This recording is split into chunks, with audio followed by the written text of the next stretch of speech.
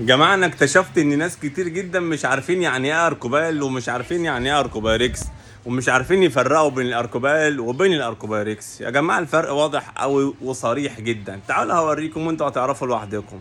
ولو حد انا بص هوريكم مش هقول الاسماء، وعاوز بقى اكتشف دلوقتي واشوف الناس عارفة الاسم بتاع الحاجة اللي هوريها لها ولا لا. عاوزكم انتوا اللي تقولوا بقى فين الاركوبال وفين الاركوبايركس. ماشي وماشي وماشي اهو. يجب أن نصمت قليلا. ده طقم وده طقم. ها، وده طقم.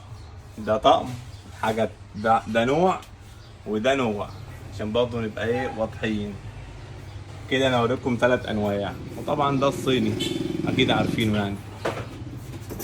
يلا تحفوني بقى باجاباتكم، عايز اشوف ال3 انواع اللي انا وريته لكم دول وايه اساميهم ايه. طبعا ده الزهري، عشان لو عايزين تسموا حاجه ده الزهري. الزهري بقى ده طقم ايه، وده طقم ايه، واللي هناك ده طقم ايه.